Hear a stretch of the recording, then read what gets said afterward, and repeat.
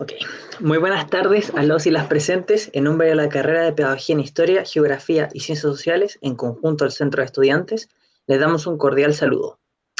Antes de comenzar, les pedimos que silencien sus micrófonos si es que no es su turno de hablar, esto con el fin de evitar que haya interferencia y distracción a los expositores. Saludamos a las autoridades que el día de hoy van a estar presentes, al decano de la Facultad de Educación, el profesor Juan Mancilla Sepúlveda, al jefe de carrera, el profesor Daniel Yancavil. Saludamos también a profesores, académicos, la comisión organizadora y en especial a los y las estudiantes, junto al público general, que han querido participar de esta actividad. Anunciamos así el inicio de la segunda instancia de la cuarta jornada de investigación de la carrera de Pedagogía en Historia, Geografía y Ciencias Sociales de la Universidad Católica de Temuco.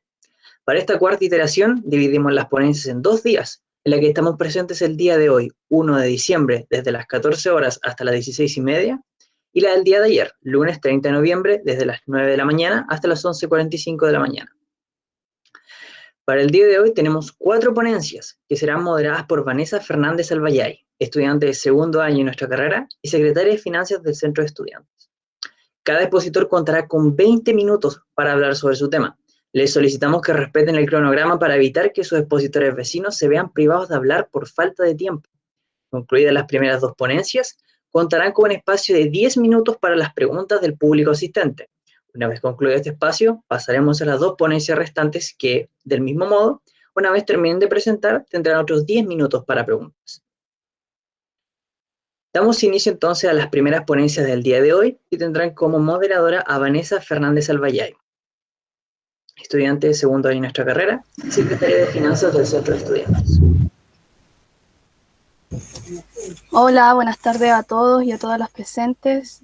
Bueno, mi nombre es Vanessa Fernández, como nombró mi compañero Posas, y voy a ser la moderadora en esta segunda instancia de la cuarta jornada de investigación.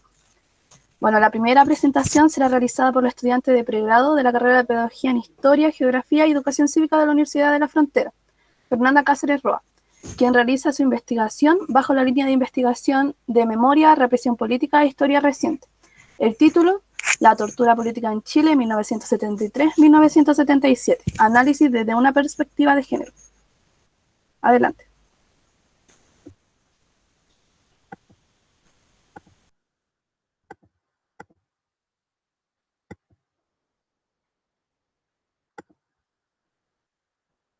Ya, ¿se ve, cierto? ¿Se ve? Sí, se ve. Ya. Bueno, primero, saludar a todos, gracias por la oportunidad que se presentó de poder presentarme aquí. Bastante grato para mí compartir con ustedes que son de la universidad vecina, una buena oportunidad. Mi investigación se titula La tortura política en Chile, del año 1973 a 1977, análisis desde una perspectiva de género, la cual se realizó en el marco del seminario de grado del año 2019 para optar a grado de licenciada en educación. Primero, tengo que indicar por qué el año 73 a 1977. Estos se eligieron porque fueron los años donde más hubieron presos políticos durante la dictadura militar y donde operó la Dirección de Inteligencia Nacional, la DINA. Para comenzar, la primera pregunta que yo me establecí para iniciar la investigación fue cómo los ordenamientos genéricos sexuales influyeron en los métodos de tortura política en Chile durante los años 1973 a 1977. Esta pregunta me la hice bajo la idea de que siempre se ha investigado sobre la dictadura militar, sobre lo que ocurrió, se sabe que hubo vulneraciones de los derechos humanos, cambios estructurales en tanto en la política como en la economía, pero en lo que va netamente a los métodos de tortura ha sido algo que se ha ido silenciando con los años. De hecho, recién en el 2004 se entrega el informe Vale, que fue como la forma oficial que el gobierno encontró de decir sí, hubieron vulneraciones de los derechos humanos. Entonces, esto ya se sabe que hubieron vulneraciones de los derechos humanos, yo lo quise ver desde la perspectiva de género, para dejar de hablar de la historia de las mujeres con los hombres como algo separado, sino que verlos como parte de un mismo proceso que vivieron de la misma manera, analizando si es que los métodos de tortura fueron diferentes para hombres y mujeres en base a la construcción social y cultural que tiene el género. Entre los objetivos que yo me planteé, primeramente, era reconocer los métodos de tortura, pero también reconocer a quienes iban dirigidos estos métodos de tortura. Entonces, tuve las causas de la violencia política, donde tenía el resguardo del orden público, porque bajo esta consigna los agentes del Estado tenían la idea de tomar detenidos primero en la prisión a los participantes de la oposición, torturarlos para quebrarlos de cierta manera y que pudieran hablar, en muchos casos fusilarlos y causarles la muerte, y algo que se dio muy masivamente, la desaparición forzada, donde tenemos a los presos políticos que aún no se sabe de su paradero. Entre las personas a las cuales iba dirigida esta detención política tenemos a los miristas, al Partido Comunista, al Partido Socialista y a contactos o personas que tenían algún tipo de cercanía a alguno de estos partidos considerados parte de la oposición o que eran un peligro para la sociedad, esto enemigo interno, al que se le llamó en pleno contexto de Guerra Fría a nivel internacional o en contexto nacional en dictadura militar. Es importante considerar que yo dentro de esta investigación consideré testimonios de todo Chile, para no hablar solo que en Santiago se vivió un proceso de manera centralizada, sino que igual se consideraron de regiones como la Araucanía, Biobío o algunas regiones del norte como Coquimbo. Además, si bien se tomaron en consideración 20 testimonios, 10 de mujeres y 10 de hombres, recogió de Archivo Oral Villa Grimaldi, del CEDOC del Museo de la Memoria, de la Vicaría de la Solidaridad, es importante considerar que todos eran militantes de alguno de los partidos de acá o miristas del movimiento Izquierda Revolucionaria. Sin embargo, dentro de los hallazgos se notó que todos eran militantes y esta era la causa de los que eran tomados detenidos, pero una de las mujeres era tomada detenida por su contacto con su esposo. Al considerar a las mujeres como parte de la propiedad de su marido y al ser vulnerarle a ella sus derechos o quebrarla por medio de la tortura, se estaba quebrando su marido de la misma forma. Ya pasando a lo que eran los métodos de tortura, dentro del informe Valek se categorizan en 18, pero yo en los testimonios pude reconocer solo 16, de los cuales se dividieron en físicos, psicológicos y psicológicos, donde lo que interesaba en esta investigación era reconocer cuál era la diferencia desde la perspectiva de género. Y de los 20 testimonios no había como una notoria diferencia entre los métodos que se aplicaban, sino que a algunos se les aplicaba la electricidad, la humillación y vejamen, la privación e interrupción del sueño, a otros la asfixia, la electricidad, el desnudamiento. Pero de los 16 métodos que ellos declararon tener los testimoniantes, los que más había una diferencia entre hombres y mujeres era primero la agresión y violencia sexual. En el informe Valek, de hecho, se reconoce en el año 2004 que las mujeres son las principales víctimas de algún tipo de agresión y violencia sexual, ya que todas las mujeres que fueron entrevistadas para hacer este informe, el 80% de las mujeres reconoció haber sido víctima de algún tipo de violencia sexual. Pero la agresión y violencia sexual no solo se centra en el acto de la penetración o la violación en sí, sino que el mismo informe Valek reconoce distintas prácticas como parte de este método de tortura, el cual se hacía con la idea, según dice la historiadora Elizabeth Yelin y la socióloga Rita Segato, que es como para vulnerar a la persona y quebrarla a través de los cuerpos, donde los cuerpos, además, en momento de tortura, tenían un cierto atracción hacia esto los agentes, ya que no era a las mujeres en general a las que torturaban en base a su cuerpo, sino que eran las mujeres que ellos consideraban lindas, a las que le atraían sus ojos, el cuerpo, y de misma forma a gente mujeres a las que se sentían atraídas por los cuerpos de los hombres. Otra de las prácticas es la violación.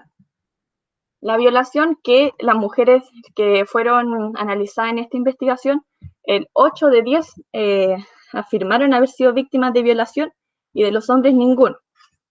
Introducción de objetos, igual las mujeres eran un 8 de 10 mujeres que decían sí, sufrimos introducción de objetos de cualquier índole, y de los hombres solo uno. Manoseo, el cual se llevó a cabo en ambos sexos, amenazas de índole sexual, las cuales eran destinadas tanto para hombres como para mujeres. A las mujeres principalmente eran amenazas a su propio cuerpo, a los hombres ya no se les trataba tanto a su cuerpo en sí, sino más que nada a las propiedades de sus hijas y a esposas, ya que esta, en base a la sociedad y la construcción que trae detrás, la construcción de género, ellos, los torturadores, lo veían como parte de su propiedad. Tenían la idea de que si torturaban a la hija, torturaban a la esposa, estaban dañando directamente al hombre, ya que él tenía como el deber masculino de proteger a lo que era considerado parte suyo. Además, se consideró que había una cierta normalización del abuso sexual por parte de las mismas mujeres, ya que ellas son las que afirmaron haber sido víctimas de violencia sexual, pero de la misma forma, ellas decían que esto era como tan brutal que no lo comprendían. Pero una de las testimoniantes dijo que si esto hubiera sido en un contexto de vulneración, en un contexto de pobreza o en un contexto de alcoholismo, quizá era un poco más normal. Lo que hacía que concluyera que ciertas prácticas de violencia sexual están tan normalizadas por parte de las mismas mujeres en una sociedad tan machista como la que estamos, que hasta son consideradas normales. Sin embargo, pese a solo reconocer 3 hombres haber sido víctimas de algún tipo de agresión y violencia sexual frente a las 8 mujeres que reconocieron haber sido víctimas, dentro de los mismos testimoniantes y expresos políticos está la idea de que los hombres no reconocen esta agresión sexual, que en muchos casos la introducción de objetos fue más masiva en los hombres que en las mujeres, pero existe un cierto tabú por parte de ellos de no reconocer, ya que el reconocer que haber sido violentado sexualmente, que haber sido vulnerado su cuerpo y sobre todo los símbolos que reconocen su masculinidad es atentarlos directamente a esta y feminizarlos de cierta manera. El segundo método de tortura que es considerado con mayor diferenciación entre hombres y mujeres son la humillación y vejámenes, que pese a ser un método de tortura psicológico, ya que se liga principalmente a los insultos y a otros tipos de humillaciones que lo hacen ver como un ser inferior, los insultos fueron lo que más se notó entre hombres y mujeres con mayor diferenciación. De hecho, en muchos casos hasta más como diferente entre hombres y mujeres con la agresión y violencia sexual, ya que las mujeres reconocían haber recibido insultos ligados a su vida sexual y género. Eran tratadas de malas mujeres cuando eran solteras o cuando eran muy jóvenes y estaban participando en política. Eran consideradas, al ser solteras, como mujeres que eran ligadas a la prostitución o también llamadas en muchos casos putas, a diferencia de los hombres, ya que ellos recibían insultos por lucir o actuar feminizados. Ya que si ellos tenían el pelo largo, que era como un estilo muy de izquierda en la década de los 80, eran considerados femeninos. Y era una causa muy directa para decirle, oye, luces como en el testimonio de acá, de Gabriel, que dice, yo tuve mala cueva porque en medio de los golpes uno de los carabineros reparó en mi pelo y dijo, miren ese huevón es maricón, se ensañaron conmigo. Y me pegaron entre todos. Era una causante el lucir más apegado al género opuesto, que en vez de lucir hombres, una causante para ser humillado directamente. Pero las mujeres era muy masivo el ser insultadas por no estar casadas y tratarlas de malas mujeres. Además de haber lo que se complementaba con que ellas habían salido del ámbito privado, de ser madres, de ser hijas, de ser estudiantes, para salir a participar en política, lo cual se empeoraba al ser ellas mujeres de izquierda. Y ambos, tanto hombres como mujeres, recibían los que yo llamé insultos comunes, que sería lo normal, sin una distinción de género. Sin embargo, pese a existir esta idea de que las mujeres fueron mayormente torturadas, ligadas a la agresión sexual, existe una idea contradictoria entre los mismos expresos políticos si realmente hubo una diferenciación. Entonces tenemos que considerar que esto no se hace con la idea de...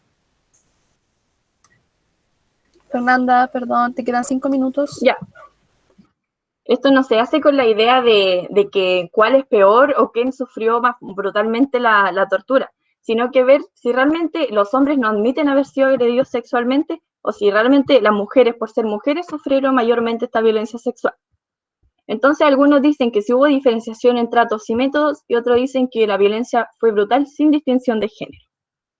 Sin embargo, entre los hallazgos que yo encontré en esta investigación, hubo alteración del comportamiento femenino, ya que las mujeres se comprobó que fueron víctimas de un doble castigo. Ellas no solo fueron castigadas al igual que los hombres por ser parte de algún movimiento de izquierda o un partido político, sino que ellas tenían esta carga cultural ligada al género que empeoraba al ser mujeres y participar en política, como lo dije anteriormente. Existía un machismo entre los mismos compañeros, ya que en muchos casos ellos admitían que vivían los mismos tipos de agresiones y métodos de tortura. Sin embargo, al compañero, o así se trataban entre ellos, él si veía que a la mujer la estaban torturando frente a él, era mucho peor que lo torturaran a él mismo, porque para ellos, y sobre todo para la gente de izquierda en ese entonces, o los que al menos analizaron esta investigación, era mucho más brutal que se estuviera golpeando o humillando a una mujer, porque era el hombre el que tenía que recibir toda cantidad de golpes. hubo un machismo entre los mismos partidos, ya que entre los partidos de izquierda ellos tenían la idea de que las mujeres no iban a ser torturadas, de que no iban a ser violentadas por causas políticas, pero esto era contradictorio porque al final ellos igual habían sido torturadas en las dictaduras anteriores o cuando estaba el gobierno de Videla, en el 49 con la ley maldita. Igual habían sido violentadas por acciones políticas.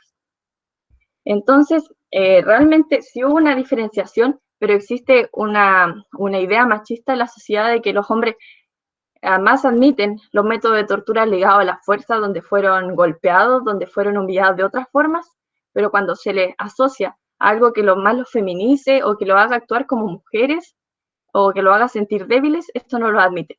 Entonces queda como la duda en esta investigación si realmente los hombres no lo hacen por tabú, porque se ve afectada su masculinidad, la masculinidad frágil que le dicen en muchos casos, o si realmente fue diferente y ellos no fueron víctimas de este método de tortura. Por último, ya que me queda poquito, una de las directrices que se le dio a esta investigación fue cómo podríamos inculcar en el currículum escolar y sobre todo en los cursos superiores como tercero y cuarto medio con estos que están con la nueva reforma educacional en el nuevo currículum de tercero y cuarto, cómo podemos introducir los temas de historia reciente y los métodos ligados a la tortura en el currículum escolar.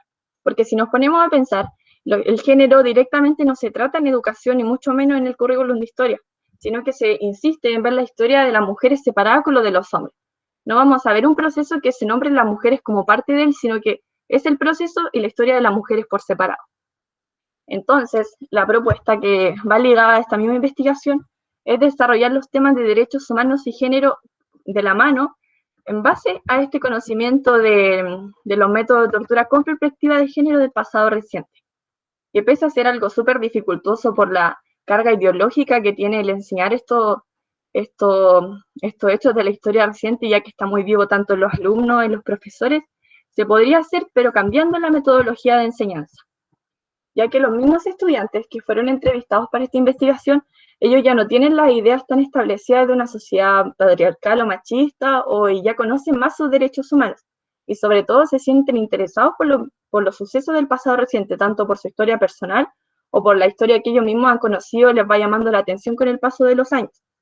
Y ya no esperan que sus profesores les enseñen la materia de forma conceptual o lo que pasó política económicamente, sino que les gusta y esperan, y los profesores que estamos en formación también esperamos desarrollar ya habilidades ligadas al orden superior o realmente ligadas a las habilidades que se esperan desde parte de la historia, tanto el pensamiento crítico como el análisis de fuentes por ellos mismos, para que ellos mismos puedan ir construyendo. Y como dice Elizabeth Yelin, es importante el introducir la historia reciente, la memoria y la vulneración a los derechos humanos, tanto para que lo conozcan en el pasado por la historia de su propio país, pero para que también estos sucesos no se vayan repitiendo en la actualidad y conozcan en base a lo que ya pasó la vulneración a los derechos humanos y la puedan reconocer en el presente. Eso sería, muchas gracias.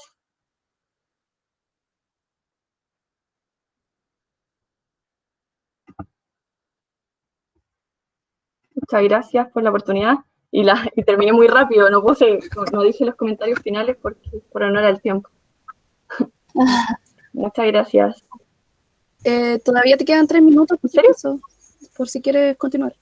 No, ¿Sí? porque, Continúa. o sea, a modo de conclusión, queda como la duda de que si realmente existió esta diferenciación por los tabús que traen los hombres, por lo que yo me propuse como seguir algún día esta investigación, pero como por medio de otros actores que no sean los mismos presos políticos, sino que ya tanto de los torturadores, para reconocer si realmente ellos tenían alguna cierta diferenciación cuando aplicaron los métodos, tanto agentes mujeres como agentes hombres, y eso más que nada sería como lo que me queda, pero aún no pude responder las dudas que me planteé al momento de realizar la investigación, ya que las ideas se cruzaban mucho entre hombres y mujeres, entre mujeres y hombres, y no llegué como a conclusiones tan establecidas de que si hubo real diferenciación o fue machismo en una sociedad como la nuestra. Esto sería. Muchas gracias.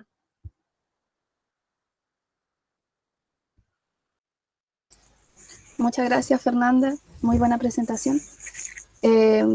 mi compañero Posas mencionó de que se va a dar una instancia de consultas o reflexiones más adelante. Y ahora vamos a pasar a la segunda ponencia.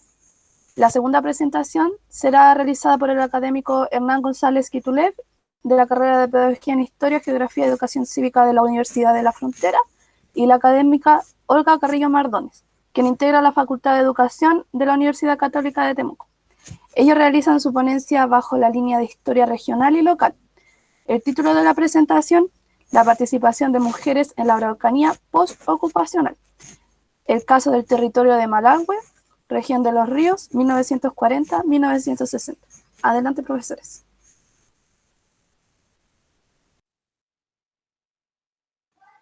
Buenas tardes a todos y todas. ¿Me pueden avisar si se está presentando? Porque mi computadora ha tenido un poquito de dificultades, ¿ya? Por favor. ¿Se ve o no? Sí, profesora. Sí, se ve. Perfecto. Gracias. Entonces, está aquí y acá. Yo no me voy a ver. Entonces, bueno, esta es una investigación que llevamos realizando con el profesor Hernán. Comentarle un poco que esto se enmarca dentro de un trabajo regional que está llevando él a cabo, producto de su tesis doctoral. Entonces, él, durante su indagación, me invita a que podamos profundizar un tema muy incipiente y que tiene que ver, ¿no es cierto?, con el rol que cumplen las hermanas franciscanas y la participación de las mujeres en el territorio de Malargüe, ya que es el territorio que está, ¿no es cierto?, en la región de los ríos, en la comuna de Lanco.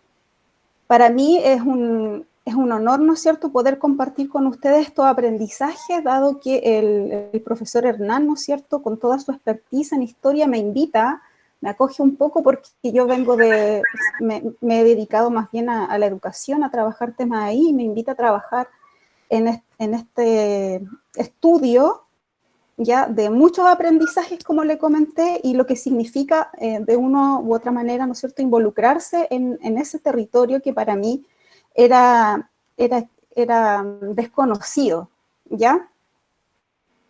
En este sentido, ¿no es cierto?, como primera exposición para partir, comentar que esto es en memoria de Sor Ernestina, ¿ya?, que fue una misionera del Sagrado Corazón de Jesús, ¿no es cierto?, que llegó a la zona del Purulón y que ella se va a relacionar con las personas que habitan ese territorio y principalmente, ¿no es cierto?, brindando educación a los niños, a las niñas y, ¿por qué no?, también a las mujeres. Hay una repercusión que nosotros hemos ido investigando ahí con el profesor Hernán y que parte del rol que cumplen las hermanas monjas en ese territorio. Un poco la organización de esta presentación son 5 tópicos que vamos a abordar. Insistir que el contexto de este trabajo, ¿no es cierto?, es de la historia regional, ¿ya? Y vinculándonos, ¿no es cierto?, con las investigaciones que se han realizado, que un poco nos vino a compartir ayer la profesora Jessica con Constanza, abordarlo desde esa perspectiva, cuando dice Jessica en uno de sus artículos: la historia debe develar los diversos roles y protagonismos de las mujeres desde los espacios domésticos y privados hasta aquellos de connotación pública, a partir de la interacción con el resto de la sociedad, cuestión que, por cierto, conlleva una dimensión política de valoración de los sujetos a partir de su vinculación con el poder. Con esta frase nosotros queremos dar inicio, ¿no es cierto?, a esta presentación, comentando que el territorio de Malargüe, ¿no es cierto?, ahí está el mapa, ese es el pueblo de Malargüe que está ahí en el territorio, ¿no es cierto?, donde está el círculo. Hernán me podrá corregir porque personalmente yo tuve que ir al territorio a conocer ese espacio, ya está entre cerro, está cercado, muy bien significa Malargüe, ¿no es cierto?, desde el Mapuzungún, y esto, ¿no es cierto?, es el área que corresponde ahora, ¿no es cierto?, a la comuna de Lanco, y que en ese espacio, ¿no es cierto?, la comuna de Lanco correspondía al área misional capuchina, ¿ya? un poco Hernán después podrá corroborar. ¿Qué pregunta nos emerge a nosotros cuando estamos ahí, conversamos con Hernán y me dice, Olga, mira, todo esto yo tengo, cómo interrogamos un poco a los datos, a lo que nos dice el territorio? Y lo primero fue preguntarnos qué rol desempeñaron las hermanas franciscanas de Purulón en la construcción de espacios públicos que permitieron la promoción de las mujeres del territorio pueblo de Malalgua. ¿Qué pasa ahí? Porque tiene bastantes particularidades el pueblo de Malalgua, entre ellos, ¿no es cierto?, la autogestión y la participación, ¿no es cierto?, de las mujeres en la construcción del territorio, en la participación cívica, ¿no es cierto?, que tiene desde principios y desde la irrupción más bien de las monjas. En ese sentido, ¿no es cierto?, nuestro marco de referencia que hemos ido trabajando con Hernán, lo focalizamos en los estudios de la vida pública y privada de las mujeres. Primero, el aspecto privado familiar, la vida matrimonial que hay en los archivos, que se conocen, ¿no es cierto?, los procesos públicos, los divorcios de la Araucanía entre el año 1900 y 1930, que son los estudios que ha aportado la profesora Jessica, ¿no es cierto?, dentro de ese ámbito. Y también los estudios de María Angélica Illanes en función a la reforma, a los procesos que generó la reforma agraria. Primero que las mujeres, ¿no es cierto?, por un lado, accedieran a ser propietarias de terreno, y por otro lado, ¿no es cierto?, la migración que se genera producto de lo mismo, ¿no es cierto?, del campo a la ciudad, ¿ya? En este sentido, también encontramos que hay otro aspecto fundamental que es el sociodemográfico, la pobreza urbana en la ciudad de Temuco. Ello, por un lado, favorecería la prostitución a principios del siglo XX, y por otro lado también, ¿no es cierto?, los procesos judiciales que enfrentan las mujeres infractoras de la ley. Ya aquí podemos hablar un poco de la mala vida, las malas mujeres, ¿no es cierto?, de una u otra forma. Todo esto es bien incipiente, para que ustedes, para comentarles un poco cómo ha sido nuestro recorrido con este estudio. Y por otro lado, también nos encontramos con estudios de País Callar del 2020, que hace un análisis de la situación de la mujer dirigente sindical, pero en el marco del anarquismo, ¿ya? Y ella analiza, ¿no es cierto?, este movimiento que surge en Osorno hacia 1932, producto de las reivindicaciones de las mujeres, producto del conflicto social que se vive a principios de siglo, y va intersectando múltiples variables que llevan, ¿no es cierto?, a que nosotros tengamos ahí un antecedente de cómo las mujeres ya se están moviendo, y sobre todo en el sur. Ya aquí hay un aporte sustancial que hay que tener en consideración, que son los estudios regionales y del sur, de la periferia. Aquí no estamos nombrando el centralismo ni nada de lo que está sucediendo en Santiago. Claro que hay que entenderlo dentro de esa coyuntura también. Y por último, el rol de las misioneras. En este caso, ¿no es cierto?, los estudios de Johanna Humbach sobre las misioneras de la Santa Cruz, ¿no es cierto?, y cuál fueron su influencia, ¿no es cierto?, las variables que contribuyeron a que las hermanas misioneras de la Santa Cruz, ¿no es cierto?, tuvieran a cargo el rol de educar a la población en el sur de nuestro territorio. Luego, lo quisimos, ¿no es cierto?, intersectar porque también emerge el tema de la ciudadanía en perspectiva histórica. Por lo tanto, nosotros nos focalizamos en las variables que posibilitan la participación en zonas de ruralidad. ¿Qué hay en ese territorio? Es un territorio de encuentro, un territorio donde tenemos que tener en cuenta el componente del pueblo originario, en este caso mapuche, ¿no es cierto? Por otro lado, los colonos, las colonas, y en este caso la relación que van a promover, ¿no es cierto?, con el territorio las mismas monjas.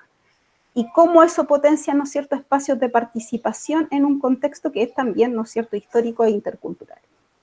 Luego, pasando al tema de que la ciudadanía trace y contribuye a la toma de decisiones y que impulsen las transformaciones en el territorio, considerando todas las aristas que están presentes y que les he comentado. Luego está el tema de que cómo a la vez, ¿no es cierto?, este impulso, esta ciudadanía, impulsa el compromiso mancomunado de mejorar las condiciones, por un lado, del propio territorio, comprendiendo también que la comunidad de Malalgua, ¿no es cierto?, depende del ANCO, ya, pero cómo también comienza el tema de la autogestión en este sentido.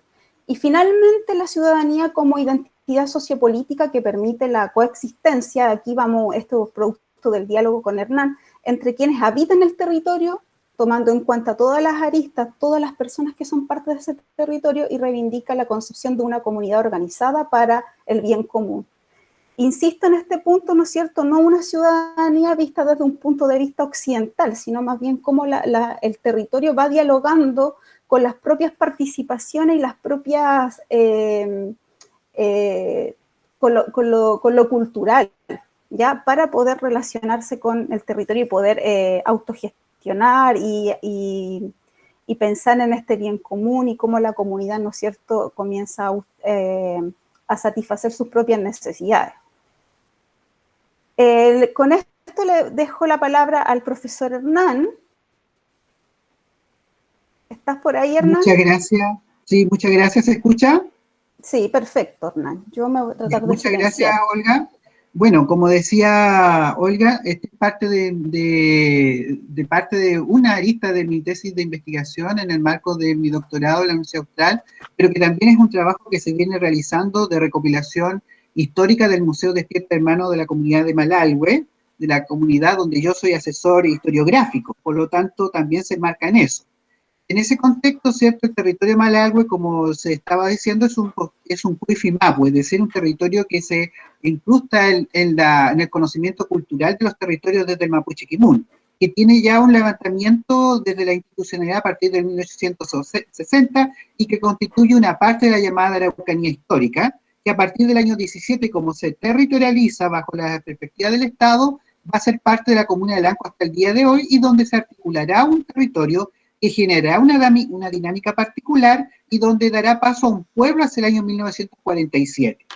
En ese contexto de evangelización, puesto que pertenecía a un territorio de misional, en este caso desde la perspectiva capuchina, que los capuchinos hacen o permiten la llegada de un conglomerado de monjas alemanas, específicamente las hermanas franciscanas de Gergenbach, hoy día Purulón, por el lugar donde se sientan, y que empiezan a estructurar su trabajo misional en espacios de ruralidad, junto con otras misioneras como las hermanas de la Santa Cruz, cuyo trabajo es el de Johanna Umbach, que se ha mencionado aquí, ¿cierto?, y que nos ha permitido a nosotros levantar esta idea de cuál es el rol de las hermanas franciscanas en la dinámica del territorio, puesto que ellas llegan hacia 1937 a misionar en el territorio. Avancemos, Olga, por favor. En ese contexto es que nosotros nos planteamos el siguiente objetivo, que era integrar las variables que proporcionan la participación de las mujeres y que aportaron a la comunidad. Y esto radica en que las mujeres tienen mucho que decir y ellas son muy organizadas, o sea, tienen una gran capacidad de organización dentro del pueblo actualmente. Yo soy oriundo de esos territorios, por lo tanto tengo conocimiento de causa del sinnúmero de dirigentes sociales, políticas y microempresarias que hay en el territorio que siempre proliferan. De hecho, la directora del museo fue mi profesora y ella fue dirigente en su momento. Entonces, en ese contexto estábamos visualizando esta investigación de carácter exploratorio descriptivo y donde podemos constatar o pudimos triangular fuentes archivísticas, es decir, del archivo del Obispado de Villarrica, del archivo de la Araucanía, iconográficas, es decir, fuentes, fotografías de la misma comunidad y orales, puesto que antes de esta pandemia logramos desarrollar unos 2 conversatorios con la comunidad, donde invitamos a la comunidad a hablar sobre la historia del pueblo, tanto a hombres como a mujeres. En ese contexto es que nosotros enfocamos nuestra investigación desde la ciudadanía en perspectiva histórica, y ahí nos situamos en la denominada nueva historia política, que, como dice Auber, analiza los procesos históricos desde una mirada pluridimensional y pluridisciplinar, con énfasis en los aspectos ciudadanos y políticos desde una dimensión cultural. A su vez, logramos establecer una serie de redes y mecanismos que sustentaron esta participación de los ciudadanos, en este caso de la ciudadana, donde emergieron las hermanas monjas a partir de la misma conversación de las mujeres del territorio, y donde vimos que las mujeres hablan siempre de las monjas en un proceso de coyuntura y estructura que tiene que ver con la estructura del territorio en la segunda mitad del siglo XX y de coyuntura, que es la formación de un pueblo hacia la institucionalidad estatal. Por favor, siguiente.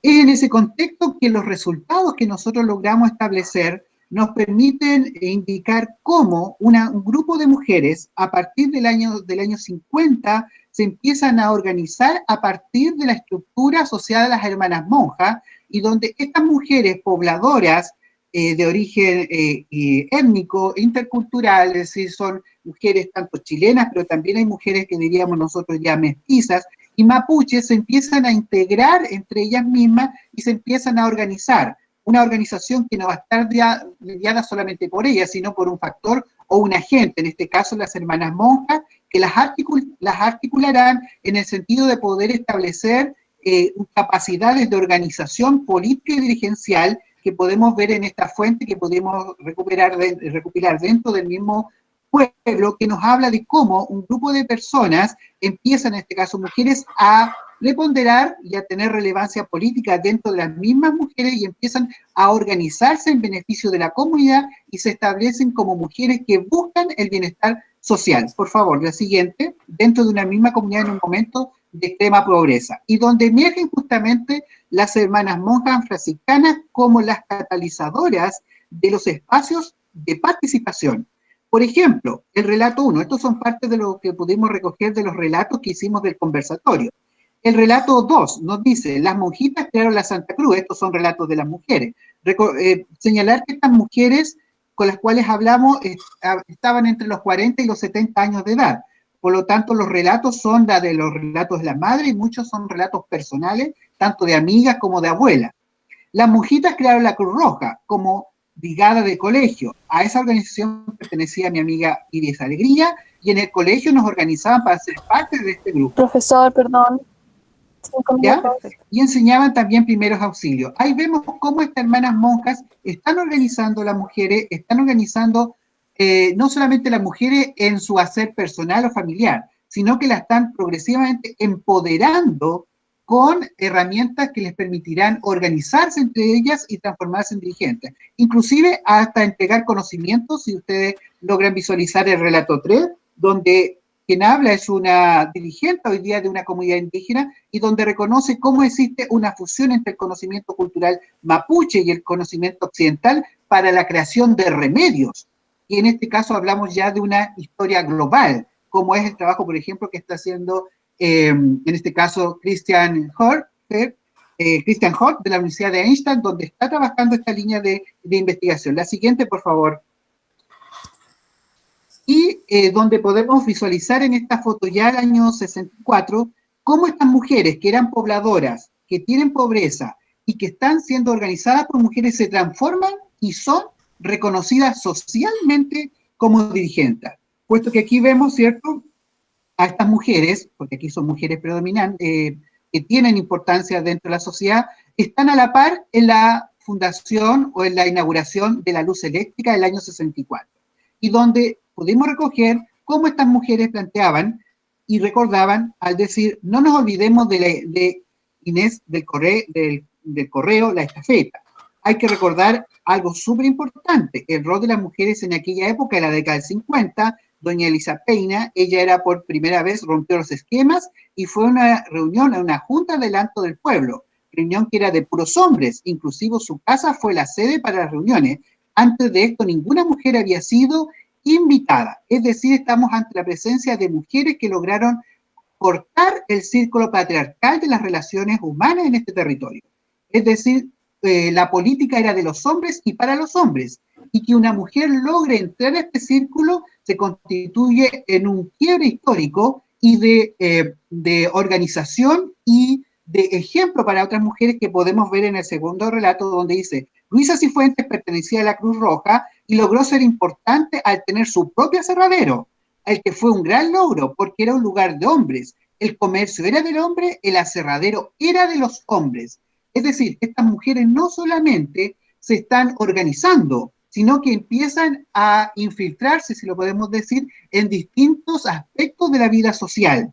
Ellas se insertan en política, se centran en la vida pública, se centran o se insertan en la vida comercial, ellas pasan a ser patronas, ya no son el patrón, sino son patronas, mujeres que van a organizar y van a mandar sobre otros hombres, cosa que es un quiebre, puesto que las que debían obedecer eran las mujeres y no los hombres. Es decir, en un momento de la historia, en un territorio de la Araucanía postocupacional, tenemos a un grupo de mujeres que está de alguna manera reivindicando su condición social de mujer y sus capacidades de dirigencia. La última, por favor.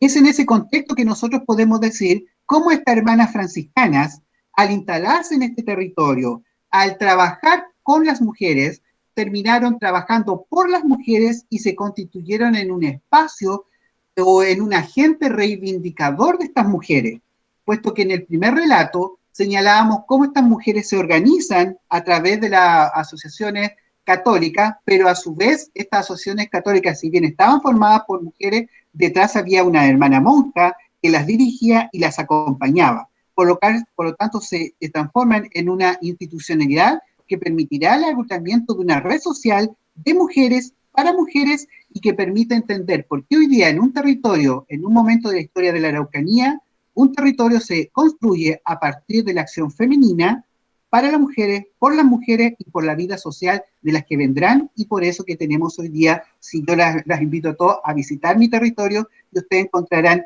que la mayor cantidad de dirigentes hoy día, tanto como en el pasado, no son hombres, son mujeres gracias a la acción de un grupo de hermanas franciscanas que cruzaron el Atlántico y llegaron a la Araucanía postocupacional a evangelizar y a organizar a un grupo de mujeres en un momento de la historia dada.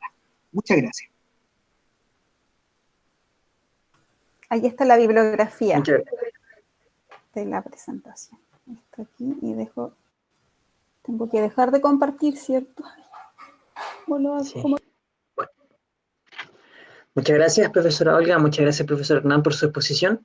Y bueno, esas son las dos primeras ponencias del día de hoy, las primeras dos, ahora faltan las otras dos, pero antes de ello vamos a pasar a un espacio de 10 minutos para preguntas del público asistente. Aquí pueden mencionar por chat si quieren tomar la palabra o pueden empezar a hablar. Yo voy a intentar moderar aquí para que no empecemos a hablar uno por encima de otro. Así que empezamos con el espacio de preguntas.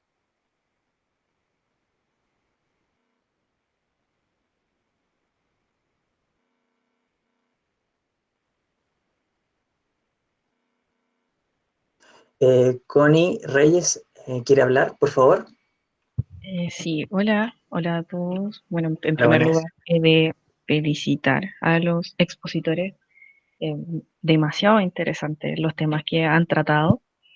En este caso, mi pregunta es para la primera expositora, Fernanda.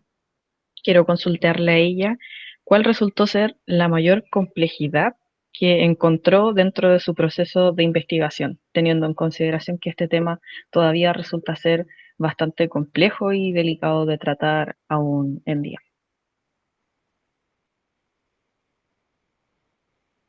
Respondo al tiro, ¿verdad? Muchas gracias por tu pregunta, Connie. Lo más complejo primero fue el acceder a las fuentes, porque si bien yo quería como lograr que no fuera como centralizado solo en Santiago, era acá en nuestra región o en otras regiones del sur no tenemos archivos que contengan como las memorias o los testimonios de los expresos políticos, si bien son cosas informales o pillamos uno tras otro para indagar sobre los temas de tortura política o cualquier detención que hubo en la época, hay que ir a los archivos y todos se encuentran en Santiago. El archivo oral de Villa Grimandi está en Santiago, la Vicaría de la Solidaridad también, el CEDOC del Museo de la Memoria también. Lo único que yo pude acceder así sin ir a Santiago fue a los testimonios del Instituto de la Mujer y a las entrevistas que hice a los estudiantes del liceo acá de Temuco. Eso por una parte fue lo complejo, el tener que viajar y tener que permanecer en Santiago. Por otro lado, el hablar de tortura en específico, si bien yo puedo enviar 100 testimonios de ex o presas o presos políticos, de los 100, 10 hablan de tortura política, donde es un tema tan delicado y tan personal. Por un lado no lo hablaban antiguamente, según dice Margarita Díaz, porque era como el mantener silencio era un método de protección desde la época, el cual se ha mantenido por los años, el hablar sobre los métodos de tortura, y por el otro lado lo delicado que es hablar sobre todo de violencia sexual o los métodos en general en sí por lo fuerte que son. Pero esas son las complicaciones. Y más encima los testimonios eran orales.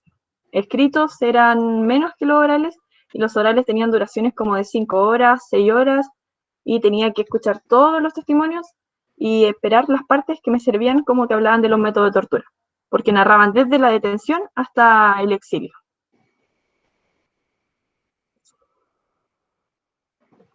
Muchas gracias por tu respuesta.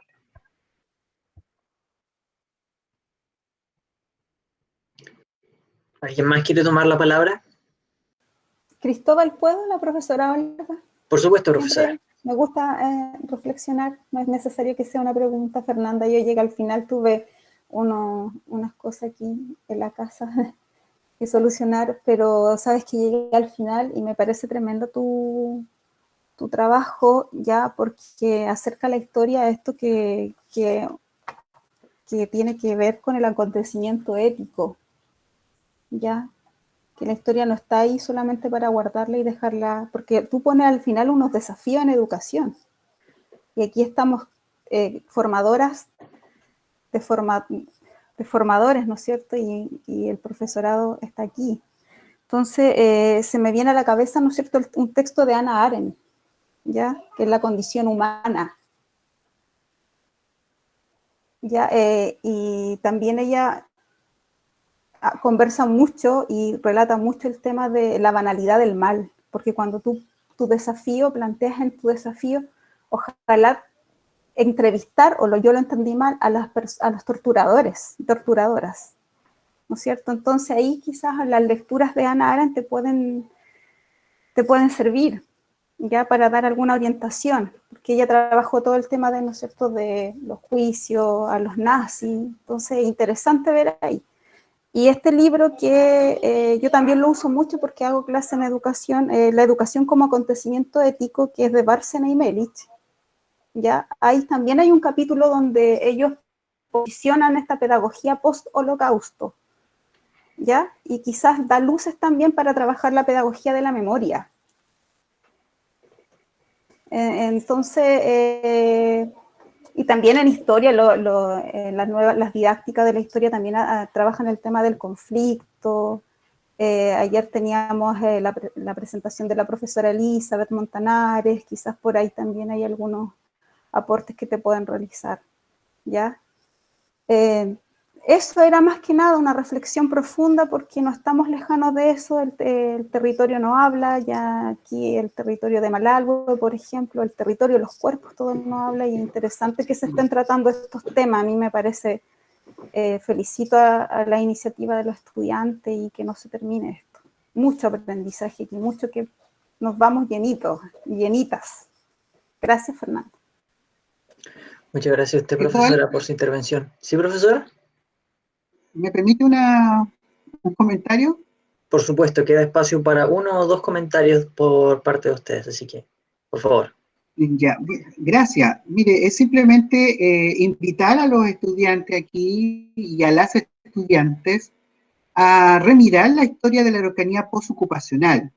Tradicionalmente se entiende la Araucanía postocupacional hasta la década del 30, más o menos, después de la guerra de ocupación, la mal llamada pacificación, y hasta ahí llegamos. Pero resulta que los procesos no fueron los mismos en la provincia de Cautín que en la provincia de Malleco, que la provincia de Arauco, la del Biobío, ni menos en la provincia de Valdivia y Osorno. Por lo tanto, es invitar a los y a las estudiantes que desean trabajar la historia regional, que miren esto como un proceso de larga duración. Y dentro de la larga duración, ¿cierto?, ven las coyunturas y las estructuras, como decía Brodel. Porque dentro de esas estructuras y coyunturas se van a encontrar con estos casos particulares de investigación, donde por lo general estos estudios abarcan a los misioneros franciscanos, a los misioneros capuchinos. Pero ¿qué quedan de esas mujeres que llegaron a misionar detrás de los misioneros y que también pertenecían a la iglesia? Porque esas no solamente eran misioneras, también eran mujeres. Y ellas vinieron a trabajar con mujeres. En el contexto de la Araucanía postocupacional, por lo menos después de la llegada de los capuchinos, hay seis congregaciones de monjas que llegan a misionar en distintos territorios. Y ellas son invisibilizadas por la historia de la iglesia en Chile, por la historia misional, porque se enfoca a los misioneros, pero ellas también estaban ahí. Entonces yo las invito, porque les digo que hay como seis 6 congregaciones, yo hice un barrido, hay por lo menos 6 congregaciones, de las cuales, por lo menos en este espacio, se han presentado desde lo que yo he asistido. Vino a hablar en algún momento la hermana directora del Colegio Providencia, si no me equivoco, que vino a hablar sobre su rol. Y ellas eran monjas que venían de Estados Unidos, o sea, ellas traían otra carga.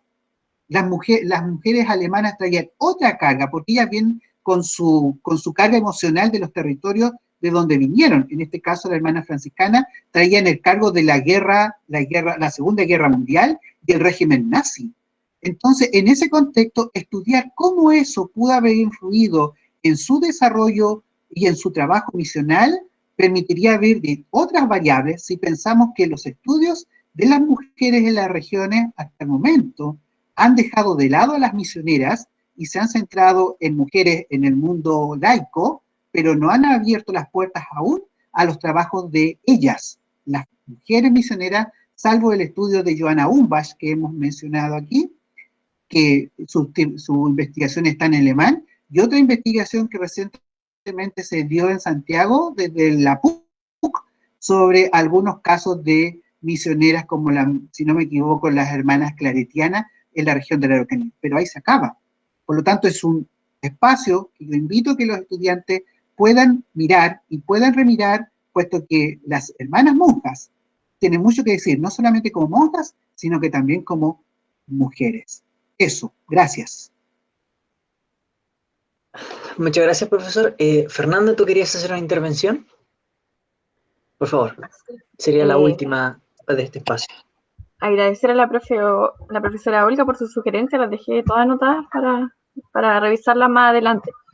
Igual me gustaría comentar su investigación, o sea, más que comentar, una pregunta, porque me llamó mucho la atención lo de cómo promovían las monjas, promovían la participación política en mujeres en la década de los 60. Y yo si me pongo a pensar con lo que investigué yo, aún en la década del 73 por parte de agentes del Estado era súper cuestionado el salir la mujer del espacio privado para salir a lo público. Y era una suma a la causante de ser de izquierda el que sea mujer al momento de torturarla. Y como que mi pregunta principalmente es cómo se relaciona la intervención de la iglesia, que de por sí se ha considerado la iglesia, a la monja o a los mismos curas, como que promueven esto de la mujer en la casa, la mujer como madre. ¿De qué manera fueron dando este incentivo para que la mujer vaya participando en política? En una época tan controversial como es la década de los 60, sobre todo, me llamó mucho la atención el tema. Mira, Fernanda, precisamente lo que tú acabas de comentarnos, que nos interpela, que son las conversaciones que llevamos con Hernán, nos faltan elementos, nos falta seguir indagando, porque nosotros creemos que en este caso las monjas tenían una carga súper importante, producto de su propia historia, y uno de los elementos es que propiciaron, por un lado, la participación, de manera implícita la llevaron a lo político, porque no se declaraba una participación política en sí, una política partidista, sino que más bien una política activa de cómo, y ahí están las líneas, porque nosotros pensamos con Hernán que las características propias del territorio y de la organización se proyectan como una ciudadanía comunitarista, con esas características. Entonces nos faltan elementos que abordar. Por eso cuando decimos que es incipiente, porque incluso tenemos una traba, y Hernán lo que dice es cierto. Hemos buscado en la bibliografía, ¿no es cierto?, sobre la iglesia y las congregaciones, y de las hermanas misioneras hay párrafos. No hay un apartado gigante que nos dé elementos. Entonces, todo lo que hemos ido haciendo, lo hemos ido haciendo con mucha conversación, y por eso las actoras, las que están ahora en el territorio, han sido muy importantes para nosotros. No te podríamos afirmar 100% que las monjas abordaron hacia allá, porque también nos hemos encontrado con que históricamente hablando era más bien un rol conservador el que tendrían aquí en ese territorio las hermanas. Un rol que o te apartabas de los ideales del comunismo, ¿ya?, y te congregabas en esta acción católica, cristiana, de buena mujer, o te perdías en el anarcosindicalismo, ¿no es cierto?, de las mujeres en Osorno. Entonces tenemos ahí un tremendo conflicto todavía, y han emergido muchas preguntas. No sé si Hernán puede complementar, porque es súper interesante el tema de la hermana misionera.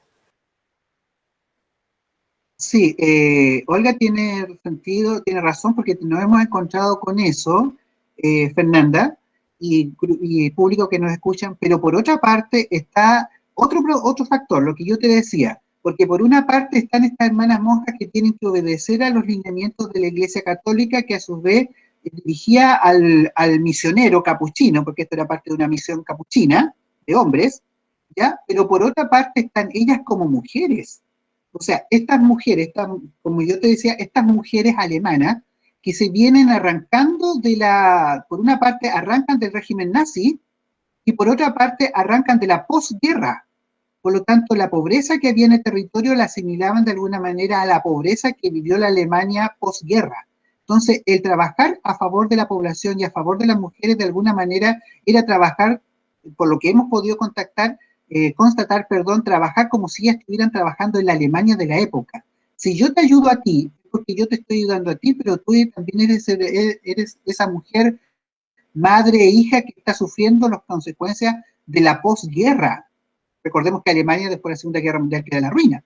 Por lo tanto, también eso tiene mucho que ver. Por eso que hemos estado en conversaciones con una académica de Alemania, para poder ir constatando estas preguntas, y hemos estado pudiendo conseguir fuentes, en este caso las fuentes de la propia congregación en Alemania, para ir despejando lo que tú acabas de señalarlo y que nos acabas de preguntar. Pero todavía no podríamos nosotros dar una respuesta concreta, pero lo que sí que podemos decir, que ella, como dice el chavo, sin querer queriendo, porque ese no era el objetivo, terminaron formando dirigentes sociales que se transformaron en dirigentes políticas, porque no obstante a eso, o no fue circunstancial, que cuando se aparecen estas dirigentes mujeres que te mostraba yo en la fotografía del año 64, en la comuna de Lanco, el año 65, se elige la primera mujer alcalde. No es coincidencia. No es coincidencia. Entonces, esta primera mujer alcalde de alguna manera lleva a poner la guinda a la torta de la participación de la mujer en lo público. La mujer que sale de lo privado y se instala en lo público. Eso te podríamos contestar en estos momentos.